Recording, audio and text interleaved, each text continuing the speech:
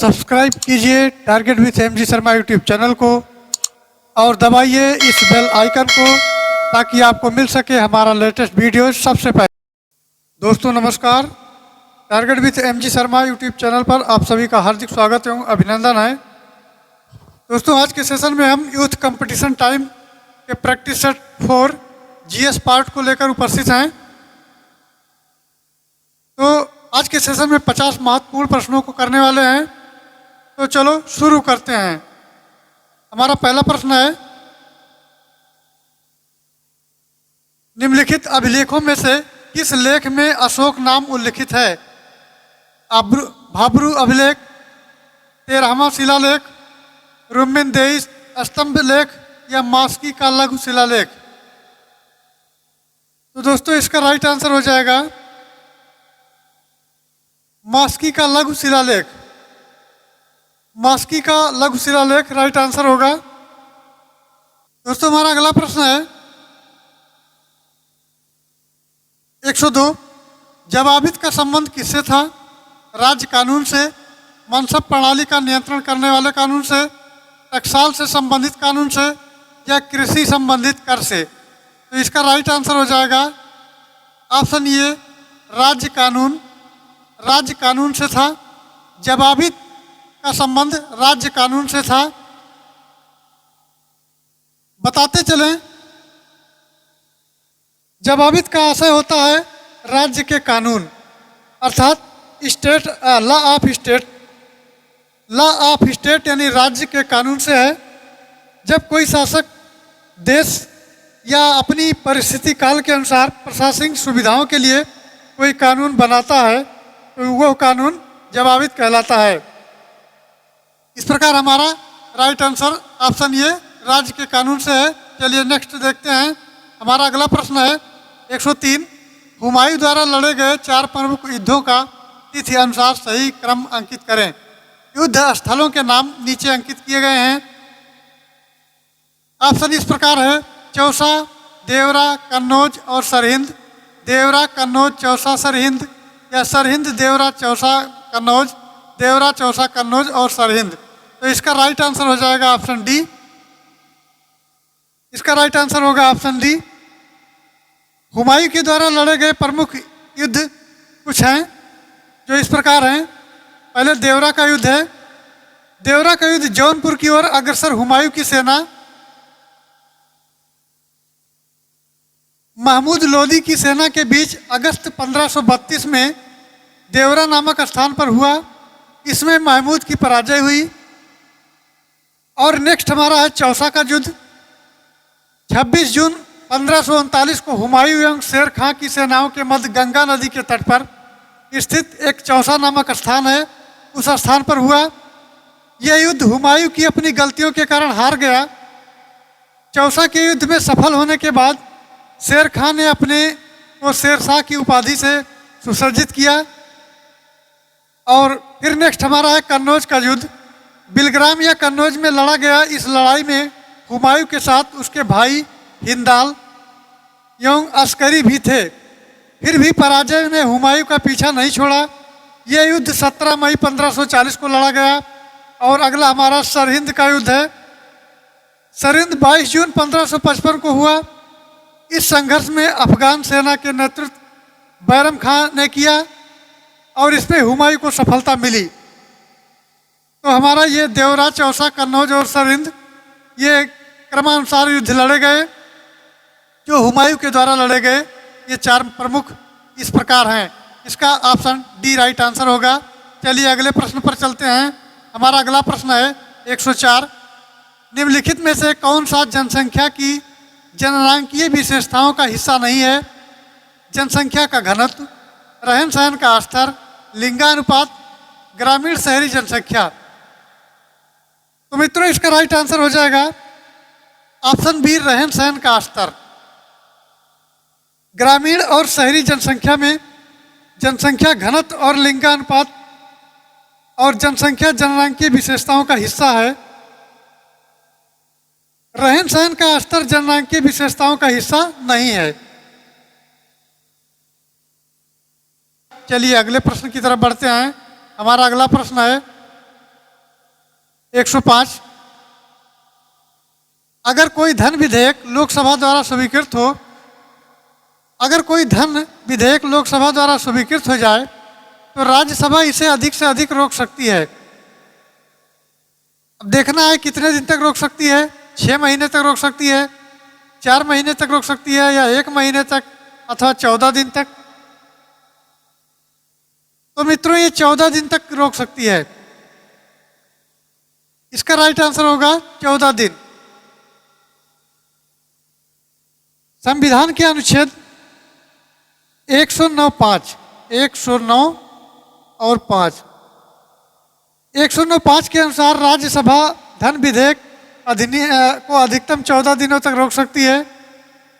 14 दिनों के बाद धन विधेयक स्वतः ही राज्यसभा में पारित मान लिया जाता है। तो हमारा इस तरह राइट आंसर होगा 14 दिन। प्रश्न की तरफ बढ़ते हैं। हमारा अगला प्रश्न है 106, भारत में प्रथम रेलवे लाइन किस ब्रिटिश गवर्नर के समय बिछाई गई थी? Lord Dalhousie, Lord Curzon, Lord Wellesley या लॉर्ड लिटन? तो ये विभिन्न गवर्नर जनरल के नाम दिए गए हैं। हमारा राइट आंसर होगा option A, Lord Dalhousie. Lord Dalhousie के समय में रेलवे लाइन पहली बार बिछाई गई थी। भारत में प्रथम railway line British governor general Lord Dalhousie के समय बिछाई गई थी और बॉम्बे से थाने तक, यानी बॉम्बे से थाने तक, ये 1853 में प्रथम रेल भारत में चली। यद्यपि रेलवे लाइनें बिछाने में बृहद स्तर पर कार्य लॉर्ड कर्जन के समय में हुआ, लेकिन सबसे पहले लाइनें जो बिछाई गई वो लॉर्ड डलहौजी के समय बिछाई गई और बाकी इसका आगे का काम लॉर्ड कर्जन के समय में चला। तो चलिए अगले प्रश्न की तरफ बढ़ते हैं। हमारा अगला प्रश्न है 107, बिरसा मुंडा का कार्य क्षेत्र कौन सा था? चंपारण, रांची, बलिया या अलीपुर? तो इसका राइट आंसर हो जाएगा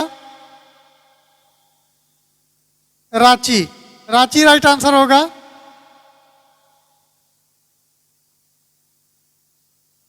मित्रों, बिरसा मुंडा का कार्य क्षेत्र रांची से लेकर, यानी झारखंड की राजधानी रांची से लेकर भागलपुर तक था, जो बिहार में स्थित है। बिरसा मुंडा ने अपने क्षेत्र में जनजातीय लोगों के लिए को एक करने का नारा दिया था और ये कहा था कि ठाकुर ने उसे दूत बनाकर भेजा है ताकि लोगों को अंग्रेजों के बंधन से वो मुक्त करा सके। इसी प्रकार हमें आप सब लोगों का सहयोग चाहिए, इस तरह बिरसा मुंडा के द्वारा कहा गया। बिरसा मुंडा के आंदोलन को दबाने के लिए अंग्रेजों ने और अंग्रेजों के सैनिकों ने बहुत ही शक्ति का प्रयोग किया। 1899 में बिरसा मुंडा पकड़ा गया और जेल में रहा। जेल में उसकी मृत्यु हो गई। तो प्रश्न के हिसाब से पूछा गया है कि बिरसा मुंडा का कार्य क्षेत्र कहाँ था? तो रांची से लेकर के और भागलपुर तक था। चलिए अगले प्रश्न की तरफ बढ़ते हैं। हमारा अगला प्रश्न है, यह है बिरसा मुंडा। और फिर अगले प्रश्न की तरफ चलते हैं। हमारा अगला प्रश्न है 108, निम्नलिखित में से किसने बड़ी बुद्धिमानी के साथ अलीपुर षड्यंत्र मामले में अरविंद घोष का बचाव किया? चित्तरंजन दास, WC बनर्जी, मोतीलाल नेहरू या तेग बहादुर सप्रू? तो मित्रों, इसका राइट आंसर हो जाएगा चित्तरंजन दास। इसका राइट आंसर होगा चित्तरंजन दास, ऑप्शन ए। अलीपुर षड्यंत्र केस में मई 1908 से मई 1909 तक चला था ये, और एक महत्वपूर्ण कोर्ट ट्रायल था। इसमें 37 अभियुक्त संदेहास्पद स्थिति में पकड़े गए, जिसमें खुदीराम बोस, प्रफुल्ल चाकी के साथ अरविंद घोष भी अभियुक्त थे। उनका बचाव चित्तरंजन दास ने किया था। तो चलिए अगले प्रश्न की तरफ बढ़ते हैं। हमारा अगला प्रश्न है 109, कैबिनेट मिशन के भारत आगमन के समय भारतीय राष्ट्रीय कांग्रेस का अध्यक्ष कौन था? जवाहरलाल नेहरू, जेबी कृपलानी, मौलाना अब्दुल कलाम आज़ाद या सरोजिनी नायडू? तो इसका राइट आंसर हो जाएगा ऑप्शन सी, मौलाना अब्दुल कलाम आज़ाद। इसका राइट आंसर होगा मौलाना अब्दुल कलाम आज़ाद।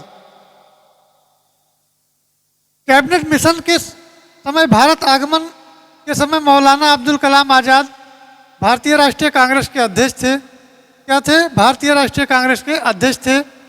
और कांग्रेस कार्य समिति ने भी अब्दुल कलाम आज़ाद को मिशन से विचार विमर्श करने का पूरा अधिकार दे दिया था। 6 अप्रैल 1946 को अब्दुल कलाम आज़ाद पहली बार कैबिनेट मिशन के सदस्यों से मिले थे। तो हमारा राइट आंसर होगा ऑप्शन सी। चलिए अगले प्रश्न की तरफ बढ़ते हैं। हमारा अगला प्रश्न 110। भारतीय संविधान में संशोधन के लिए विधेयक लाया जा सकता है? केवल लोकसभा में लाया जा सकता है, केवल राज्यसभा में लाया जा सकता है, या लोकसभा और राज्यसभा दोनों में लाया जा सकता है, या भारत के सर्वोच्च न्यायालय में? तो मित्रों इसका राइट आंसर हो जाएगा ये या तो लोकसभा में और या राज्यसभा में लाया जा सकता है। कहने का मतलब दोनों में नहीं लाया जा सकता है, या तो लोकसभा में लाया जा सकता है और या राज्यसभा में लाया जा सकता है। और भारतीय संविधान के अनुच्छेद 368 के तहत, अनुच्छेद 368, हमारे अनुच्छेद 368 के अनुसार संविधान में संशोधन का प्रस्ताव संसद के दोनों सदनों में से किसी में भी लाया जा सकता है, केवल धन विधेयक और वित्त विधेयक। कौन सा? धन विधेयक और वित्त विधेयक। ये दो विधेयक ऐसे हैं, केवल धन विधेयक और वित्त विधेयकों के लिए ये प्रतिबंध है कि वे प्रथमतः लोकसभा में ही प्रस्तुत किए जाने चाहिए। तो इसका राइट आंसर हो जाएगा या तो लोकसभा में और या राज्यसभा में लाया जा सकता है। चलिए अगले प्रश्न की तरफ बढ़ते हैं। हमारा अगला प्रश्न है 111। भारत का क्षेत्रफल संसार के क्षेत्रफल का 2.4% है, परंतु इसकी ऑप्शन देख लेते हैं। संपूर्ण मानव जाति की 16.5% है, संपूर्ण मानव जाति की 17.5% है, संपूर्ण मानव जाति की 18% जनसंख्या है, या संपूर्ण मानव जाति की 28% जनसंख्या है। तो इसका राइट आंसर हो जाएगा संपूर्ण मानव जाति की 17.5% जनसंख्या है। ऑप्शन बी इसका राइट आंसर हो जाएगा। और भारत का क्षेत्रफल 32,87,263 वर्ग किलोमीटर है। 32,87,000 और 263 ये वर्ग किलोमीटर है, वर्ग किलोमीटर ये क्षेत्रफल है। और जो विश्व के कुल क्षेत्र का 2.42% है,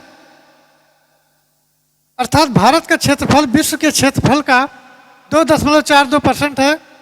भारत का क्षेत्रफल के आधार पर विश्व में 7वां स्थान है। कौन सा स्थान है? 7वां स्थान है। जो इस प्रकार है, पहला हमारा है रूस क्षेत्रफल के आधार पर, दूसरा हमारा है कनाडा,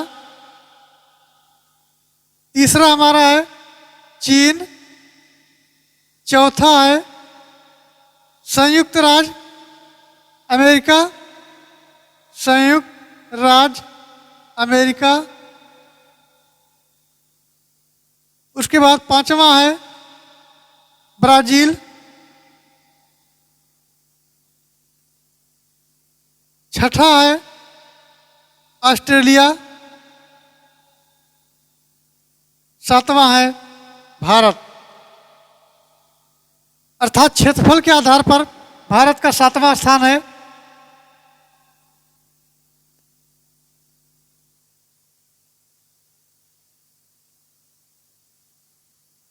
चलिए अगले प्रश्न की तरफ बढ़ते हैं। हमारा अगला प्रश्न है 112। कौन सी महत्वपूर्ण घटना जलियांवाला बाग नरसंहार के तुरंत पूर्व घटी थी? असहयोग आंदोलन, रोलेट एक्ट का बनना, सांप्रदायिक अवार्ड या साइमन कमीशन का आना। तो इसका राइट आंसर हो जाएगा रोलेट एक्ट का बनना। मित्रों, जलियांवाला बाग हत्याकांड 13 अप्रैल 1919 को हुआ था। 13 अप्रैल 1919 को हुआ था। इससे ठीक पहले ही रोलेट एक्ट अप्रैल 1919 में आया था, अर्थात इस 13 तारीख के पहले। जबकि असहयोग आंदोलन का समय 1920 और 1921 का था, तथा सांप्रदायिक अवार्ड असहयोग आंदोलन का टाइम, ये असहयोग आंदोलन इसका समय था 1920 से 21, 1920-21, और रोलेट एक्ट था 1919। सांप्रदायिक अवार्ड था ये 1932, और साइमन कमीशन का समय था 1927। तो इस प्रकार हमारा राइट आंसर होगा बी। जलियांवाला बाग नरसंहार के तुरंत पूर्व घटना घटी थी, वो रोलेट एक्ट थी। चलिए अगले प्रश्न की तरफ बढ़ते हैं। हमारा अगला प्रश्न है 113। तिब्बत में मानसरोवर झील के पास नदी का स्रोत है, वो है ब्रह्मपुत्र नदी, सतलज नदी, सिंधु नदी या उपरोक्त सभी। तो इसका राइट आंसर हो जाएगा उपरोक्त सभी। तिब्बत में मानसरोवर झील के पास नदी का स्रोत है, तो ब्रह्मपुत्र, सतलज, सिंधु सभी हैं, अर्थात उपरोक्त सभी इसका राइट आंसर हो जाएगा। सिंधु नदी का जो स्रोत है वो तिब्बत से 5180 मीटर की ऊंचाई पर मानसरोवर झील के निकट स्थित है, और अपने स्रोत से पश्चिम उत्तर पश्चिम दिशा में लगभग 320 किलोमीटर की दूरी तक बहने के बाद ये नदी जम्मू और कश्मीर के भारतीय क्षेत्रों में प्रवेश करती है। ऊपरी भागों में विशाल गार्ज बनाती हुई ये नदी कैलाश पर्वत को कई बार पार करती है, और सतलज नदी का उद्गम स्थान तिब्बत के कैलाश पर्वत के दक्षिण स्थित मानसरोवर झील के समीप एक राक्षस ताल पड़ता है। राक्षस ताल ये समुद्र तल से 4750 मीटर ऊंचा है, और राक्षस ताल से निकलकर यह नदी पश्चिमी दिशा में प्रवाहित हो जाती है और सिपकीला दर्रे के निकट हिमालय के सकरी घाटी बनाकर भारत में प्रवेश करती है। इस प्रकार ब्रह्मपुत्र नदी चेम युंगलांग हिमानी से निकलती है, और हिमानी मानसरोवर झील के दक्षिण पूर्व में लगभग 100 किलोमीटर की दूरी पर स्थित तिब्बत में यह नदी लगभग 1250 किलोमीटर की दूरी तक हिमालय के ऊपर उसके समानांतर बहती है। इस तरह समानांतर बहती जाती है, और इस नदी को तिब्बत में सांगपो के नाम से जानते हैं। तिब्बत में इसको सांगपो के नाम से जानते हैं। तो चलिए अगले प्रश्न की तरफ बढ़ते हैं। हमारा इसका राइट आंसर हो जाएगा उपरोक्त सभी। चलिए अगले प्रश्न की तरफ बढ़ते हैं। ये चित्र के अनुसार समझ सकते हैं। ये हमारा है माउंट कैलाश, यानी कैलाश पर्वत। इधर का ही एरिया पूरा है तिब्बत, उसके ऊपर है चाइना, और ये हमारा मानसरोवर लेक झील यहाँ पड़ता है। ये एरिया पूरा नेपाल का है, और ये नदी ऐसे बहती है, इसको सांगपो के नाम से जानते हैं, और फिर आकर के अरुणाचल प्रदेश में प्रवेश करती है। तो इस प्रकार इस चित्र से समझा जा सकता है। चलिए अगले प्रश्न की तरफ बढ़ते हैं। हमारा अगला प्रश्न है 114। भारतीय संविधान के निम्नलिखित अनुच्छेदों में से कौन सा अनुच्छेद राज्य की सरकारों को ग्राम पंचायतों को संगठित करने का निर्देश देता है? अनुच्छेद 32, अनुच्छेद 40, अनुच्छेद 48 और अनुच्छेद 51। तो हमारा संविधान का अनुच्छेद 32 जो है वो मूल अधिकारों के संवैधानिक उपचारों के संबंधित है। 32 हमारा है मूल अधिकारों के संवैधानिक उपचारों से है। अनुच्छेद 40 हमारा है ये ग्राम पंचायत और स्वायत्त शासन इकाइयों को गठित करने का निर्देश देता है। अनुच्छेद 48 हमारा जो है, अनुच्छेद 48 के तहत राज्य कृषि और पशुपालन तथा आधुनिक वैज्ञानिक प्रणालियां संगठित हैं। और अनुच्छेद 51 जो है, इसके तहत राज्य और अंतर्राष्ट्रीय शांति और सुरक्षा में अभिवृद्धि, राष्ट्रों के बीच न्याय संगत और सम्मानपूर्वक संबंध बनाए रखने का और संगठित लोगों को एक दूसरे के व्यवहारों, अंतर्राष्ट्रीय विधि और विधि व्यवस्थाओं को आदर से आगे बढ़ाने का प्रयास करता है। तो इस प्रकार हमारा अनुच्छेद 40 हो जाएगा। प्रश्न के हिसाब से पूछा गया है कि ग्राम पंचायतों को संगठित करने का निर्देश कौन सा देता है, तो वो अनुच्छेद 40 हमारा देता है। चलिए अगले प्रश्न की तरफ बढ़ते हैं। हमारा अगला प्रश्न 115, पारिस्थितिक संतुलन बनाए रखने के लिए न्यूनतम वन आवरण अनिवार्य है। इसमें भूमि का 25% भाग होता है, संपूर्ण भूमि का 50% और संपूर्ण भूमि का 40%, अच्छा, या संपूर्ण भूमि का 33%। तो इसका राइट आंसर हो जाएगा ऑप्शन डी। ये संपूर्ण भूमि का 33% भाग पे वन होना चाहिए। राष्ट्रीय वन नीति 1952 के अनुसार, राष्ट्रीय वन की जो हमारी नीति है 1952, इसके अनुसार कम से कम 33% भूभाग पर वनावरण परिस्थितिकी संतुलन के लिए अनिवार्य है।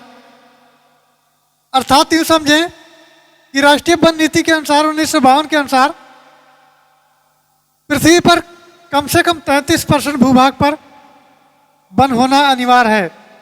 चलिए नेक्स्ट प्रश्न पर चलते हैं। हमारा अगला प्रश्न 116, सीपीयू का पूरा नाम या फुल फॉर्म जिसे कहते हैं क्या है? सीपीयू का फुल फॉर्म क्या है? Central plus unit, central processing unit, central police unit, या इनमें से कोई नहीं। तो इसका राइट आंसर हो जाएगा बी, आपका सेंट्रल प्रोसेसिंग यूनिट। ये सीपीयू होता है, सेंट्रल प्रोसेसिंग यूनिट। और ये समझ लीजिए कि सारा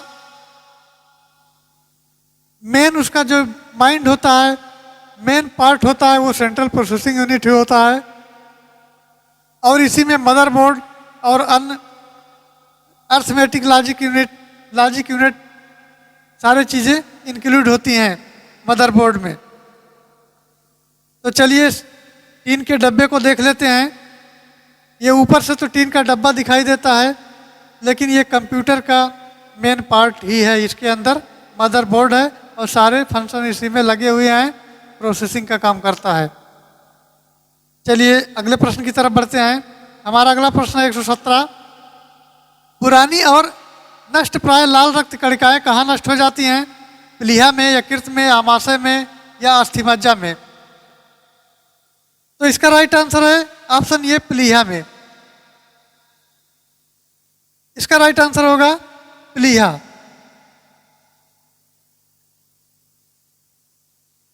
दोस्तों प्लीहा हमारा, इसको अंग्रेजी में कहते हैं स्प्लीन, इसको तिल्ली भी कहा जाता है। अंग्रेजी में इसको स्प्लीन कहते हैं और इसको तिल्ली नाम से भी जाना जाता है।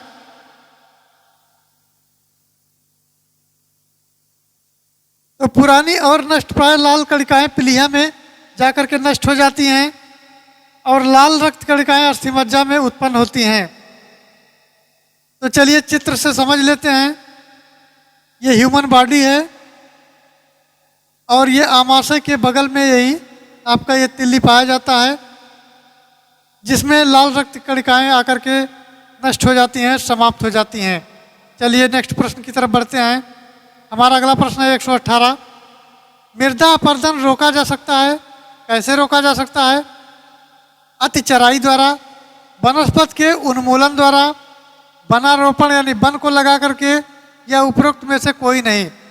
तो इसका राइट आंसर हो जाएगा वन को लगा कर, यानी पेड़ों को अधिक से अधिक मात्रा में लगा करके और मृदा अपरदन को रोका जा सकता है। अति चराई, वनस्पति उन्मूलन, अतिवृष्टि आदि मृदा अपरदन के मुख्य कारण हैं, जबकि हमारा वनारोपण जो है वो मृदा अपरदन को रोकने का कार्य करता है, अर्थात अधिक से अधिक पेड़ लगाए जाए तो इससे वनारोपण और मृदा अपरदन इससे रोका जा सकता है।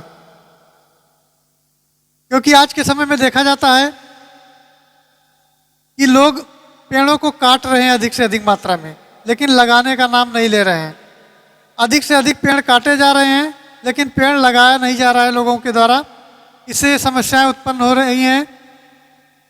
चलिए अगले प्रश्न की तरफ बढ़ते हैं। हमारा अगला प्रश्न है 119।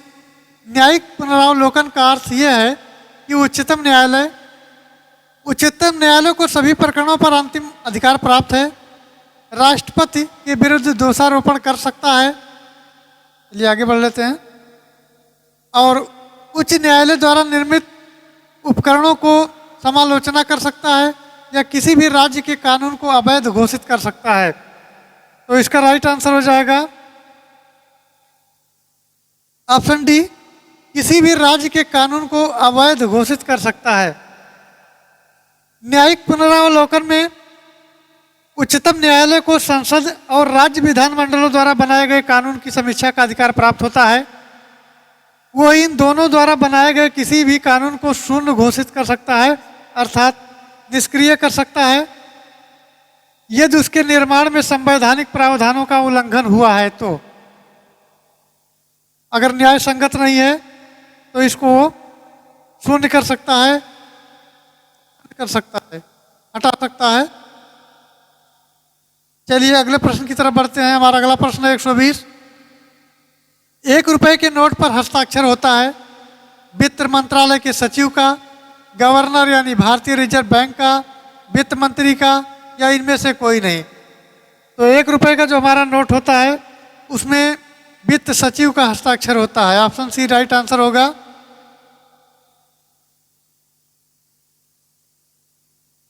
ये वित्त मंत्रालय के सचिव का हस्ताक्षर होता है। 1 रुपए के सिक्के, नोटों और छोटे सिक्कों को छोड़कर भारत के विभिन्न मूल्य वर्ग और जितने भी नोट होते हैं वो जारी करने का एकाधिकार जो होता है रिजर्व बैंक के पास होता है। 1 रुपए के अतिरिक्त अन्य सभी नोट भारतीय रिजर्व बैंक के गवर्नर के हस्ताक्षर से हस्ताक्षरित होते हैं। तो चलिए चित्र के माध्यम से समझ लेते हैं। ये हमारा 1 रुपए का नोट और इसमें ये वित्त सचिव लिखा गया है, वित्त सचिव के सिग्नेचर हैं। तो इस तरह कहा जा सकता है कि 1 रुपए के नोट में वित्त सचिव के हस्ताक्षर होते हैं और इससे के अतिरिक्त और मूल्य वाले जो नोट होते हैं उसमें सभी आरबीआई के गवर्नर का सिग्नेचर होता है। चलिए अगले प्रश्न की तरफ बढ़ते हैं। हमारा अगला प्रश्न है 121। निम्न में परजीवी पौधों की पहचान करें। घटपर्णी, अमरबेल, ब्लेडरवर्ट या सूरजमुखी। तो इसका राइट आंसर हो जाएगा अमरबेल। अमरबेल हमारा एक पौधा है। ऐसे पौधे जीव जो किसी अन्य पौधों या जीवों से घनिष्ठ समागम स्थापित करते हैं उनके अंदर या ऊपर फैले रहते हैं। चलिए चित्र के माध्यम से समझ लेते हैं। ये हमारा है अमरबेल का पौधा जो औषधि के रूप में भी कार्य करता है।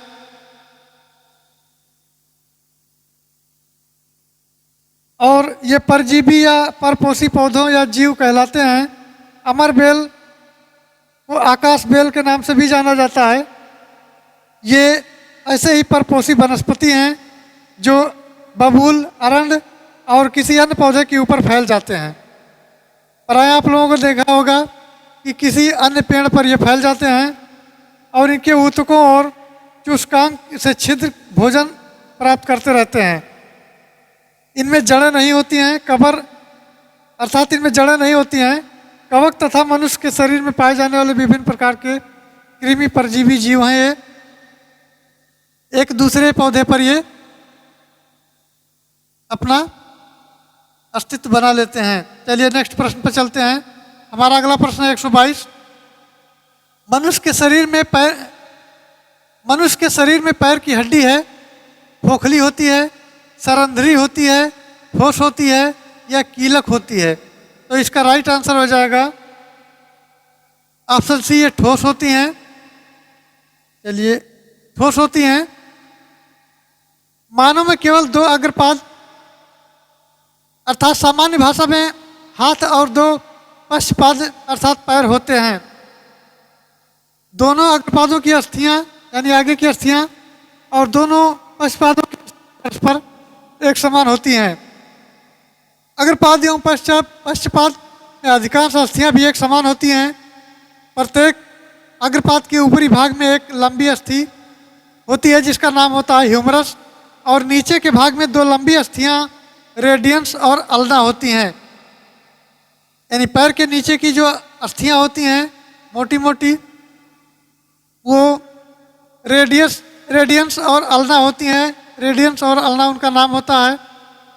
हाथ तथा पंजे के बीच प्रत्येक कलाई में छोटी छोटी 8 हड्डियां होती हैं जिन्हें कार्पल्स कहते हैं। मनुष्य के शरीर की हड्डियां ठोस होती हैं और ये दोनों पश्चपादों में कुल 60 हड्डियां पाई जाती हैं।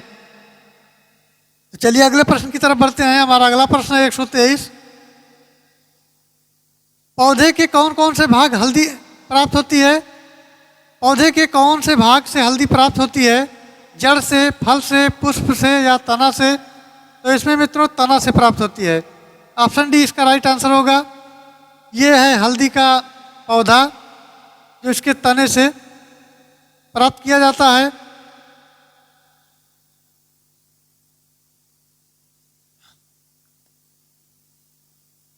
ये हमारा है 123 नंबर। हल्दी को प्रकंद कहा जाता है। प्रकंद एक मोटा फैला हुआ तना होता है।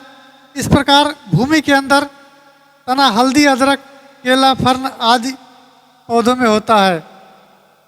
तो चलिए नेक्स्ट प्रश्न पर चलते हैं। हमारा अगला प्रश्न है,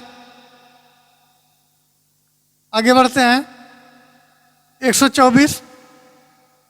पद एमबी प्रयोग किया जाता है मैग्नेटिक बिट के लिए, मेगाबाइट के लिए, मेगाबिट के लिए और उपरोक्त में से कोई नहीं। तो इसका राइट आंसर जो हो जाएगा, ये मेगाबाइट के लिए प्रयोग किया जाता है अर्थात एमबी। इसका मात्रक होता है, एक बिट बराबर होता है 8 बाइट BIT और 1024 बाइट बराबर होता है 1 मेगाबाइट। 1024 मेगाबाइट बराबर होता है 1 गीगाबाइट और 1024 गीगाबाइट बराबर होता है 1 टेराबाइट, जो वर्तमान में चल रहा है। ये है इसके मात्रक। तो इसका राइट आंसर हो जाएगा मेगाबाइट के लिए। चलिए अगले प्रश्न की तरफ बढ़ते हैं। हमारा अगला प्रश्न है 125। एम्फीबिया बनाता है, एम्फीबिया बताता है, क्या बताता है? बहुत तेजी से चलने वाली नाव को, केवल जल में ही रह सकने वाले पशुओं को, केवल स्थल पर ही रह सकने वाले पशुओं को, या जल और स्थल यानी जमीन और जल दोनों पे रह सकने वाले पशुओं को। तो इसका राइट आंसर हो जाएगा, जल और स्थल दोनों में रह सकने वाले पशुओं के बारे में एम्फीबिया बताता है। एम्फीबिया एक उभयचर प्राणी होता है जो जल और थल दोनों में समान रूप से रह सकता है।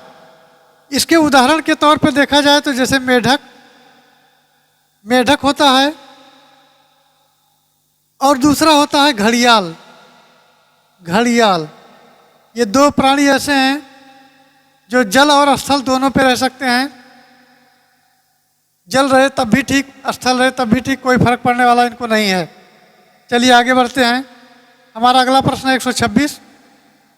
निम्नलिखित में से किस विटामिन में कोबाल्ट होता है? Vitamin B6, vitamin B2, vitamin B1 और विटामिन B12। तो हमारा राइट आंसर हो जाएगा vitamin B12। Option B right answer होगा, विटामिन B12। इसमें मित्रों विटामिन B12 है, इसका नाम होता है साइनोकोबालामिन या साइनोकोबालामिन है और इसमें कोबाल्ट भी पाया जाता है। विटामिन B6 हमारा पायरिडॉक्सिन होता है और इसकी कमी से त्वचा रोग हो जाते हैं लोगों को। विटामिन B थायमिन होता है और इसकी कमी से बेरी बेरी का रोग होता है। विटामिन B राइबोफ्लेविन है, इसकी कमी से वृद्धि रुक जाती है, जीभ पर छाले पड़ जाते हैं। चलिए अगले प्रश्न की तरफ बढ़ते हैं। हमारा अगला प्रश्न है 127, तो देख लेते हैं। गन्ने में लाल सड़न रोग का कारण है फफूंदी, जीवाणु, विषाणु या सस्य देहिकी असंतुलन। तो इसका राइट आंसर हो जाएगा फफूंदी। गन्ने में एक प्रकार का सड़न रोग हो जाता है, जो बीच में गन्ना लाल कलर का हो जाता है और सूख जाता है। इसमें पोलेट्रोटोइक फाल्केटम नामक एक कवक होता है जो इसको प्रभावित करता है। चलिए चित्र से देख लेते हैं। इस प्रकार ये गन्ने का कैंसर नाम से भी जाना जाता है। इसे कहा जाता है कि गन्ने में कैंसर हो गया है। तो लाल सड़न रोग है, गन्ने इस प्रकार से जो है अंदर और बाहर की तरफ लाल कलर के हो जाते हैं। चलिए अगले प्रश्न की तरफ बढ़ते हैं। हमारा अगला प्रश्न है 128। भारतीय सब्जी अनुसंधान संस्थान स्थित है पंतनगर, जबलपुर, नई दिल्ली और वाराणसी। तो इसका राइट आंसर हो जाएगा, ये वाराणसी में स्थित है। ऑप्शन डी इसका राइट आंसर होगा। ऑप्शन डी राइट आंसर होगा। भारतीय सब्जी अनुसंधान संस्थान वाराणसी में एक पड़ता है सुंदरपुर, सुंदरपुर नरिया, यहीं पर यह स्थित है भारतीय सब्जी अनुसंधान संस्थान। तो चलिए आगे प्रश्नों को देखते हैं। हमारा अगला प्रश्न है 129। सेब के फल में खाने योग्य भाग है बीज चोल, गूदेदार पुष्पासन, फल भित्ति या फल का बाहरी भाग। तो मित्रों, फल में गूदेदार पुष्पासन को खाया जाता है सेब में। तो गूदेदार पुष्पासन, हमने ये सेब का फिगर ले लिया है। सेब आप देख सकते हैं, ये अच्छा सा रखा हुआ है और ये इसके गूदेदार भाग हैं, इसी को खाया जाता है। तो चलिए अगले प्रश्न की तरफ बढ़ते हैं। हमारा अगला प्रश्न है, अगला देख लेते हैं 130। निम्नलिखित में से ऊर्जा का कौन सा स्रोत व्यावसायिक स्रोत नहीं है? इसको अंडरलाइन पहले कर लीजिए। व्यावसायिक स्रोत नहीं पूछा गया है। पेट्रोलियम, परमाणु ऊर्जा, प्राकृतिक गैस या बायोगैस। तो इसका राइट आंसर हो जाएगा ऑप्शन डी बायोगैस। मित्रों, बायोगैस ऊर्जा का व्यावसायिक स्रोत नहीं है और नहीं पूछा भी गया है। बायोगैस के मुख्य संगठक मीथेन और कार्बन डाइऑक्साइड होते हैं। इनमें बहुत ही कम मात्रा में हाइड्रोजन सल्फाइड होता है। नमी तथा शिलाजन उपस्थित होते हैं। गोबर गैस या बायोगैस में मीथेन की 50 से 75% तक की मात्रा पाई जाती है। देश में 1981 और 82 में राष्ट्रीय बायोगैस परियोजना बनाई गई थी। तो हमारा इसका राइट आंसर डी होगा। चलिए अगले प्रश्न की तरफ बढ़ते हैं। हमारा अगला प्रश्न है 131। हरित गृह प्रभाव का अर्थ है वायुमंडल में ग्रीन हाउस गैसों के घनीकरण के कारण वायुमंडल के तापमान का बढ़ाना, बढ़े हुए तापमान में सब्जियों तथा फूलों का उत्पादन, या शीशे के मकानों में खाद्य फसलों का उत्पादन, या उपरोक्त में से कोई नहीं। तो इसका राइट आंसर हो जाएगा वायुमंडल के ग्रीन हाउस गैसों के घनीकरण के कारण वायुमंडल के तापमान का बढ़ना। मित्रों, वायुमंडल में कुछ विशेष गैसें होती हैं, जैसे होती है कार्बन डाइऑक्साइड अर्थात CO2 और मीथेन CH4। वस्तुतः उपयुक्त गैसें एक कंबल की तरह काम करती हैं जो ताप को बाहर जाने से रोकती हैं। तो इस प्रकार शीत के प्रदेशों में कांच की कोठरियों में फल फूल सब्जियों आदि की खेती तक इसी तकनीक पर की जाती है, जिसमें सौर विकिरण और प्रवेश कर कोठरियों का तापमान बढ़ा देती हैं, लेकिन ये किरणें पुनः वापस नहीं जा पाती। तो हमारा इसका राइट आंसर हो जाएगा ये। चलिए नेक्स्ट प्रश्न की तरफ बढ़ते हैं। हमारा अगला प्रश्न है 132। भारतीय वन्य जीव संस्थान स्थित है नई दिल्ली में, शिमला में, देहरादून में अथवा भोपाल में। तो हमारा राइट आंसर हो जाएगा ये है देहरादून में। भारतीय वन्य जीव संस्थान देहरादून यानी उत्तराखंड राज्य में है। उत्तराखंड राज्य में देहरादून पड़ता है और ये संस्थान भारत के वन्य जीव अनुसंधान का कार्य करता है। तो चलिए आगे बढ़ते हैं। हमारा अगला क्वेश्चन है 133। भारत के अधिकांश वन्य जीव संरक्षित क्षेत्र घिरे हुए हैं घने जंगलों से, नदी और झीलों से, मानवीय बस्तियों से और पर्वतों और पहाड़ियों से। तो दोस्तों अधिकतर जो वन्य जीव हमारे संरक्षित क्षेत्र हैं वो पर्वतों और पहाड़ों से घिरे हुए हैं। भारत में अधिकांश वन्य जीव संरक्षित क्षेत्र जो हैं तमाम पर्वतों और पहाड़ियों से घिरे हुए हैं। सरकार द्वारा पर्वतों और पहाड़ियों से घिरे क्षेत्रों में ही मुख्य रूप से वन्य जीव संरक्षित क्षेत्रों का विकास करने का प्रयास किया जाता है और वहीं पर अधिक सेफ्टी होती है, वहीं पर वन्य जीव रखे जाते हैं। चलिए अगले प्रश्न की तरफ बढ़ते हैं। हमारा अगला प्रश्न है 134। मदिरा के सेवन से कौन सा रोग होता है?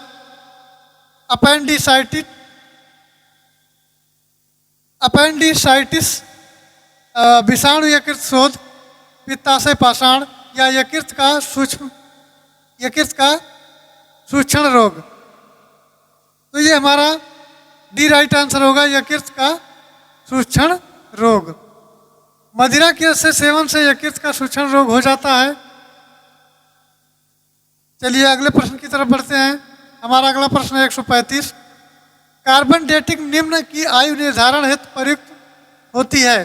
जीवाश्म, पौधों की, चट्टानों की या उपरोक्त में से कोई नहीं।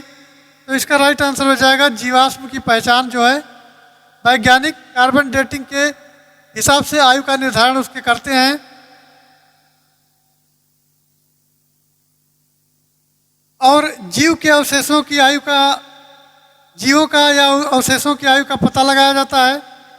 जीवित अवस्था में प्रत्येक जीव, पौधे या जंतु हो कार्बन 14 एक रेडियो एक्टिव समस्थानिक तत्व को ग्रहण करता रहता है और मृत्यु के बाद उसका ग्रहण करना बंद हो जाता है।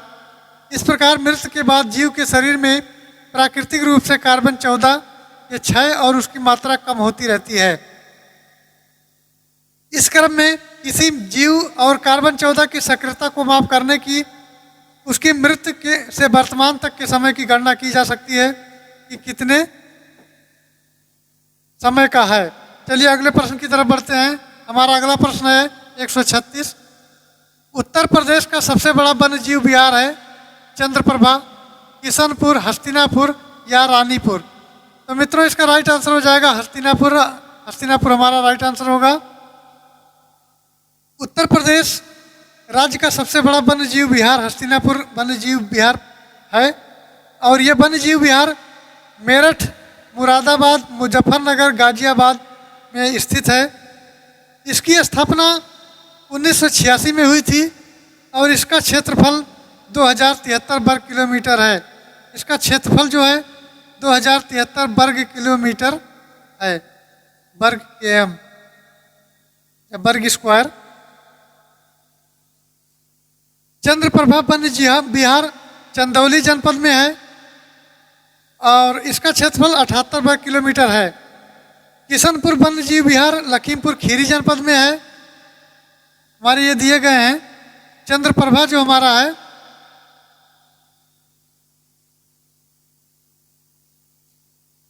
ये चंदौली में है, अर्थात ये चंदौली में है, लिखने में दिक्कत है, चंदौली में है। और हमारा किशनपुर जो है ये लखीमपुर खीरी में है, लखीमपुर खीरी। और हमारा हस्तिनापुर जो है ये उत्तर प्रदेश में है, उत्तर प्रदेश। और मित्रों रानीपुर वन्य जीव विहार ये 20 किलोमीटर की दूरी में बसा हुआ है और ये चित्रकूट के मानिकपुर क्षेत्र में पड़ता है, चित्रकूट में पड़ता है। चलिए आगे बढ़ते हैं। हमारा अगला क्वेश्चन है 137। निम्नलिखित में से किसने इंडिया इकोनॉमी गांधीयन ब्लूप्रिंट नामक पुस्तक लिखी है आचार्य विनोबा भावे, मोरारजी देसाई, जयप्रकाश नारायण या चौधरी चरण सिंह। तो इसका राइट आंसर हमारा होगा ये चौधरी चरण सिंह द्वारा लिखी गई है। मित्रों, ये चौधरी चरण सिंह द्वारा लिखी गई है, डी हमारा राइट आंसर होगा। इंडियन इकोनॉमी गांधीयन ब्लूप्रिंट नामक पुस्तक हमारा भारत के 5वें प्रधानमंत्री और महान राजनीतिज्ञ चौधरी चरण सिंह हैं, इनके द्वारा लिखी गई है। चौधरी जी ने अर्थव्यवस्था से संबंधित और भी पुस्तकें लिखी हैं। इसमें पुस्तकों के नाम हैं economic nightmare of India, it's cause and cure, ये पुस्तक के नाम हैं जो अतिरिक्त में लिखे गए हैं। चलिए अगले प्रश्न की तरफ बढ़ते हैं। हमारा अगला प्रश्न है 138। गेहूं की सिंचाई हेतु अत क्रांतिक अवस्था है, ताज निकलने की अवस्था, कल्ले निकलने की अवस्था, बूट अवस्था या संधि की अवस्था। तो इसका राइट आंसर हो जाएगा ये ताज निकलने की अवस्था। ऑप्शन ये राइट आंसर होगा। गेहूं मुख्यतः शीतोष्ण कटिबंधीय प्रदेश का पौधा है और ये सामान्यतः जो वार्षिक वर्षा 50 सेंटीमीटर से 100 सेंटीमीटर तक की होती है, इसके लिए पर्याप्त होती है और बोने के 21 से 35 दिन के अंदर सिंचाई अति आवश्यक हो जाती है, जब बीज से ताज निकलने की अवस्था रहती है। अर्थात इसकी सिंचाई 21 से 25 दिन के अंदर की जाती है। चलिए आगे बढ़ते हैं। हमारा अगला प्रश्न है 139। निम्नलिखित में से कौन सा शहर गंगा नदी के किनारे स्थित नहीं है? फतेहपुर, भागलपुर, उत्तरकाशी अथवा कानपुर। तो हमारा राइट आंसर होगा ऑप्शन ये फतेहपुर। गंगा नदी के किनारे स्थित नगर जो हैं उसमें हमारे हैं, पहला हमारा है वाराणसी, दूसरा हमारा है इलाहाबाद जिसका नाम अब प्रयागराज है, प्रयागराज क्या गया। तीसरा हमारा है कानपुर, चौथा हमारा है हरिद्वार और पांचवा हमारा है भागलपुर जो बिहार में पड़ता है।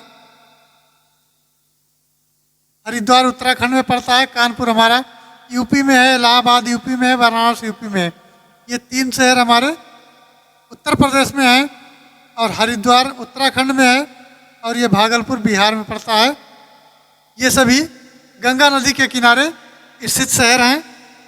गंगा नदी गंगोत्री के पास गोमुख हिमानी से निकलती है और गंगा वास्तव में भागीरथी और अलकनंदा के नदियों से मिलकर बनती है। गंगा की प्रमुख सहायक नदियां हैं यमुना, गंडक और घाघरा, कोसी। गंगा की सहायक नदियां हैं, पहली है यमुना, पहली नदी है यमुना, दूसरी नदी हमारी है गंडक, तीसरी नदी हमारी है घाघरा और चौथी नदी है कोसी। कोसी नदी जिसको बिहार का शोक कहा जाता है, ये अपना मार्ग बदलती रहती है, इसी कारण ये प्रसिद्ध है, अर्थात इसको बिहार का शोक कहा जाता है। चलिए अगले प्रश्न की तरफ बढ़ते हैं। हमारा अगला प्रश्न है 140। निम्नलिखित में से किस मौर्य राजा ने दक्कन की विजय प्राप्त की थी? कौन वो राजा था जिसने दक्कन पर विजय की थी? अशोक, चंद्रगुप्त, बिंदुसार और कुणाल। तो इसका राइट आंसर हो जाएगा चंद्रगुप्त ऐसा शासक था। चंद्रगुप्त मौर्य राजा जो था उसने दक्कन पर विजय की थी और यह प्रथम मौर्य शासक था। यूनानी लेखक जस्टिन ने लिखा है कि चंद्रगुप्त मौर्य ने अपनी 6 लाख सेना को लेकर समस्त भारत को राउंड डाला यानी अपनी। चलिए अगले प्रश्न की तरफ बढ़ते हैं। हमारा अगला प्रश्न है, निम्न में से किस संस्थान का मुख्यालय रोम में है? UNICEF, ILO, FAO, IFO। तो इसका राइट आंसर हो जाएगा FAO। FAO का पहले पूरा नाम जान लेते हैं, food and agriculture organisation. FAO इसका पूरा नाम है, फूड एंड एग्रीकल्चर ऑर्गेनाइजेशन। और इसका मुख्यालय इटली की राजधानी रोम में है। इसकी स्थापना 16 अक्टूबर 1945 को की गई थी। और अंतर्राष्ट्रीय श्रम संगठन, जिसको इंटरनेशनल लेबर ऑर्गेनाइजेशन ILO कहा जाता है, यह स्थापना 1919 में की गई है। और इसका मुख्यालय जनेवा यानी स्विट्जरलैंड में है। अंतर्राष्ट्रीय मुद्रा कोष भी, जिसको IMF इंटरनेशनल मनी फंड के नाम से जानते हैं, इसकी स्थापना 27 दिसंबर 1945 को की गई, जिसका मुख्यालय वाशिंगटन DC में है। संयुक्त राष्ट्र शिशु निधि, जिसको यूनिसेफ कहते हैं, इसकी स्थापना 1946 में की गई और इसका मुख्यालय न्यूयॉर्क में है। तो हमने यूनिसेफ, ILO, AFO, IO सबके बारे में बता दिया। चलिए आगे बढ़ते हैं। हमारा अगला प्रश्न है 142। दोस्तों आज का सेशन बहुत बड़ा हो जाएगा, क्योंकि बार बार ये कमेंट्स आते थे कि और डिटेल जोड़ा जाए जिससे समझने में आसानी हो। तो आज हमने चित्रों को भी समाहित किया है और डिटेल्स बताने का प्रयास कर रहे हैं। चलिए आगे बढ़ते हैं। हमारा अगला प्रश्न है 142। 142 से अच्छा भी नहीं हुआ। चलिए 142 देखते हैं। बैंक दर में वृद्धि सामान्यतः इस बात का संकेत है कि ब्याज की बाजार दर के गिरने की संभावना है। केंद्रीय बैंक और वाणिज्यिक बैंकों के कर्जे नहीं दे रहा है। केंद्रीय बैंक सस्ती मुद्रा नीति का अनुसरण कर रहा है, अथवा केंद्रीय बैंक महंगी मुद्रा नीति का अनुसरण कर रहा है। तो 142 का हमारा डी राइट आंसर होगा। केंद्रीय बैंक महंगी मुद्रा नीति का अनुसरण कर रहा है। बैंक दर वो दर है जिस पर केंद्रीय बैंक व्यापारिक बैंकों की प्रथम श्रेणी में प्रतिभूतियां और ऋण सुविधाएं प्रदान करता है, अर्थात ऋण देने का कार्य करता है। और जब भी देश में महंगी मुद्रा नीति का अनुसरण किया जाता है तो बैंक दर में वृद्धि की जाती है, जबकि सस्ती मुद्रा नीति का अनुसरण करने पर बैंक दर में कमी की जाती है और देखी जाती है। चलिए नेक्स्ट आगे बढ़ते हैं। 143 निम्नलिखित युग्मों पर विचार करना है। राष्ट्रीय उद्यान और उद्यान से होकर बहने वाली नदियां, जिम कार्बेट राष्ट्रीय उद्यान गंगा नदी, काजीरंगा राष्ट्रीय उद्यान मनास नदी और साइलेंट वैली उद्यान कावेरी। तो दोस्तों इसमें कुछ पोर्शन गायब हैं, टाइप करते वक्त अक्सर दिक्कत आ जाती है, तो ये छूट गया है। इसमें आपका ये भाग होगा 1 और 2, बी हमारा होगा केवल 3 और सी होगा 1 और 3 और डी होगा कोई नहीं। डी होगा कोई नहीं। तो इस क्रम में 1 तो सही है लेकिन 2 नहीं सही है, तो ये नहीं होगा। केवल 3 तो होगा ही नहीं। और 1 और 3, अब 1 सही है लेकिन 3 नहीं सही है, तो ये भी नहीं होगा। अर्थात डी राइट आंसर हमारा हो जाएगा, इनमें से कोई नहीं, नन ऑफ दीज। तो ये हमारा 143 का हो गया। चलिए नेक्स्ट देखते हैं।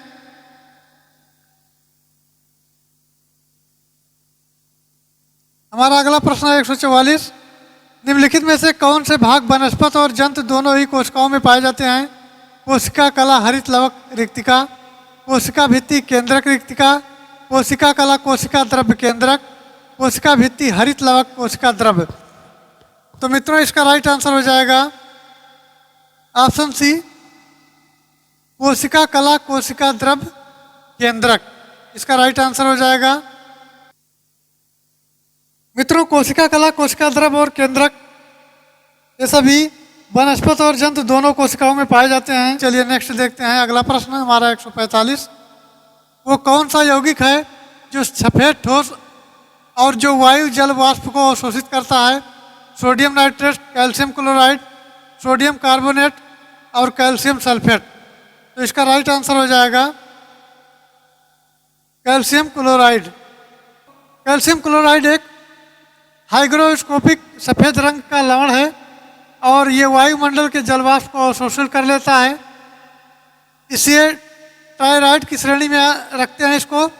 और ट्राइराइड, सिरका जल, कैल्शियम सल्फेट आदि कैल्शियम सल्फेट हाइग्रोस्कोपिक के लिए प्रयोग किया जाता है, जो कोबाल्ट के संयोजन का कारण बनता है, अर्थात नीला या गुलाबी रहता है।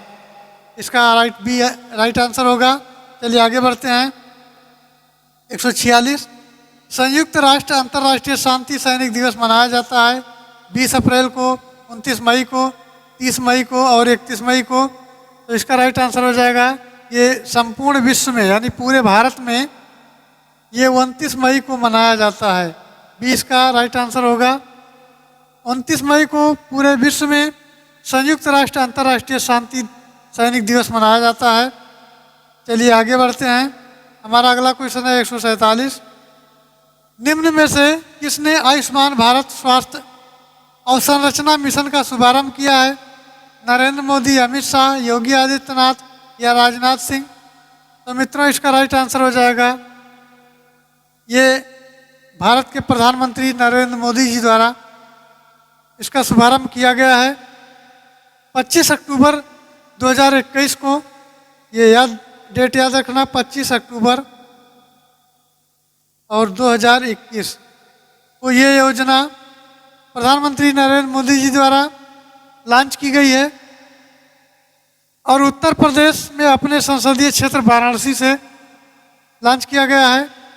आयुष्मान भारत योजना संरचना मिशन का शुभारंभ, इस योजना का उद्देश्य शहरी और ग्रामीण दोनों क्षेत्रों में विशेषकर गहन चिकित्सा सुविधाओं और प्राथमिक देखभाल संबंधी सार्वजनिक स्वास्थ्य की और अवसंरचना के लिए, अर्थात इन कमियों को दूर करने के लिए किया गया है कि अधिक से अधिक लोग इससे लाभान्वित हों और उनका स्वास्थ्य सही रहे। चलिए आगे बढ़ते हैं। हमारा अगला प्रश्न है 148। निम्नलिखित में से किस तिथि को विश्व विकास सूचना दिवस मनाया जाता है? निम्नलिखित में से किस तिथि को विश्व विकास सूचना दिवस मनाया जाता है? 23 अक्टूबर, 24 अक्टूबर, 25 अक्टूबर अथवा 26 अक्टूबर? तो इसका राइट आंसर हो जाएगा 24 अक्टूबर को मनाया जाता है। 20 का राइट आंसर होगा। संयुक्त राष्ट्र महासभा के द्वारा विश्व विकास सूचना दिवस मनाने का प्रस्ताव पारित होने के बाद 24 अक्टूबर 1973 को 24 अक्टूबर 1973 को पहली बार ये दिवस मनाया गया था और इस तारीख को चुना गया था क्योंकि इसी तारीख को 1970 में द्वितीय संयुक्त राष्ट्र विकास दशक के लिए अंतर्राष्ट्रीय विकास नीति को अपनाया गया है। वर्ष 2021 का विषय सूचना और संचार प्रौद्योगिकी विकास चुनौतियों का नया समाधान है और नया समाधान के रूप में हुआ है। चलिए आगे बढ़ते हैं। हमारा अगला प्रश्न है 149। हाल ही में, ये हमारा करंट का क्वेश्चन है, हाल ही में किस देश में साल्मोनेला बैक्टीरिया के संक्रमण के सैकड़ों मामले प्रकाश में आए हैं, यानी मामले सामने आए हैं? जापान, इंग्लैंड, अमेरिका या चीन? तो इसका राइट आंसर हो जाएगा अमेरिका से आए हैं। बैक्टीरिया के संक्रमण के सैकड़ों मामले सामने आए हैं अमेरिका के।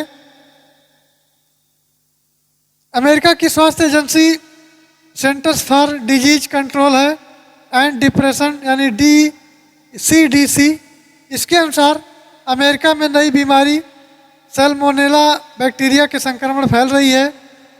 CDC के अनुसार ये बैक्टीरिया लाल प्याज खाने के कारण हुआ है और हाल ही में अमेरिका में मैक्सिको से आए पपीते से साल्मोनेला बैक्टीरिया का इन्फेक्शन फैलने की पुष्टि हुई है और बाद में सेंटर फॉर डिजीज कंट्रोल ने अलर्ट जारी किया और जो पपीता मंगाया गया था यानी आयात किया गया था, उस पपीते से 8 राज्यों में 62 लोग संक्रमित पाए गए।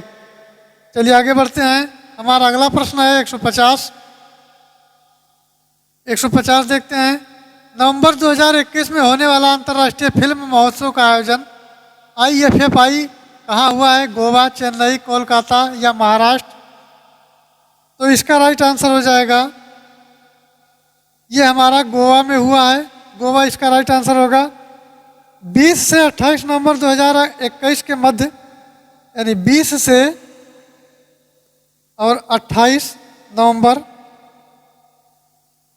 2021 इसके मध्य में 52वां भारतीय अंतर्राष्ट्रीय फिल्म महोत्सव मनाया गया।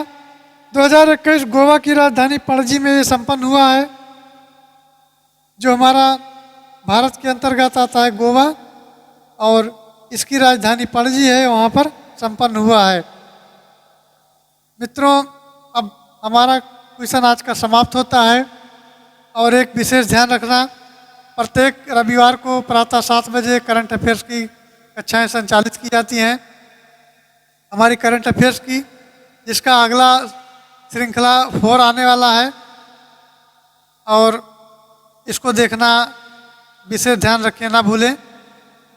और target with MG Sharma YouTube channel से MG सर को दीजिए इजाज़त। फिर मिलते हैं अगले वीडियो में अगले प्रैक्टिस सेट के साथ। और आज के सेशन में चित्रों के माध्यम से हमने समझाने का प्रयास किया है। मित्रों, मैं उम्मीद करता हूँ कि जानकारी समझ में आई होगी। तो यदि जानकारी समझ आई है तो चैनल को सब्सक्राइब कर दें, लाइक करें, जिससे हमें मोटिवेशन मिले, और चैनल को आगे बढ़ाने का भी प्रयास करें, मित्रों में शेयर भी करें। चलते हैं, फिर मिलते हैं नेक्स्ट वीडियो में। Thanks for watching. जय हिंद।